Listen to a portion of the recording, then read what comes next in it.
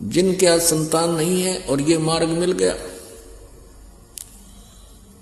धन्य भाग है वो, क्योंकि उनका पिछला ऋण नहीं, शेष नहीं है, किसी का कोई लेन देन नहीं है।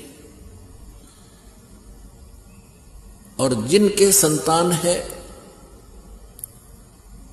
वो भी बहुत अच्छा, क्योंकि उस पुण्यात्म बच्चे का भी कल्याण होगा, क्योंकि हम सभी एक ही परमात्मा के बच्चे हैं और काल के जाल में फंस गए हैं।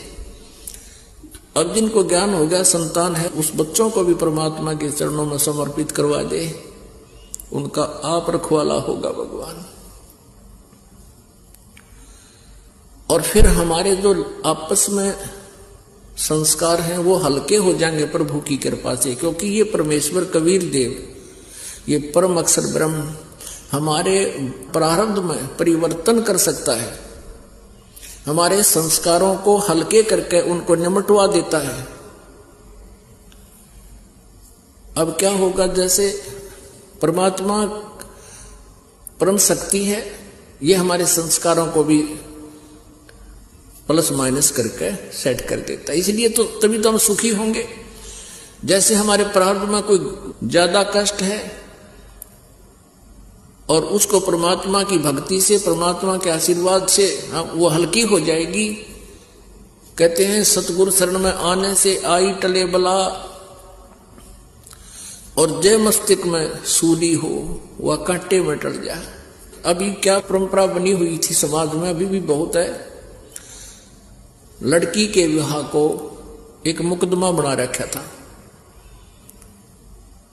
एक समस्या बना रखी थी, और इसी कारण से बेटियों से नफरत बढ़ने लगी थी, क्योंकि उसके विवाह में बहुत खर्च की आवश्यकता, बहुत पैसे की आवश्यकता पड़ने लगी थी।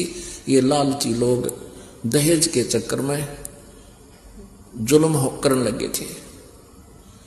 और वो होता क्यों है, क्योंकि जैसे बहुत से ऐसे व्यक्ति हैं जो पैसे ले लेते हैं, देते नहीं, धोखा कर देते हैं, वो उनको अगले जन्म में वो देना पड़ेगा, ऐसे देना पड़ेगा मनमाना वो दामाद बनकर ले,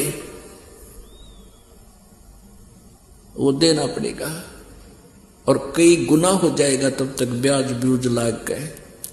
तो परमात्मा की शरण में आने के बाद वही विवाह आज आप देख रहे हो, उस परमेश्वर की कृपा से ही परमात्मा ने हमारा ज्ञान हटा दिया।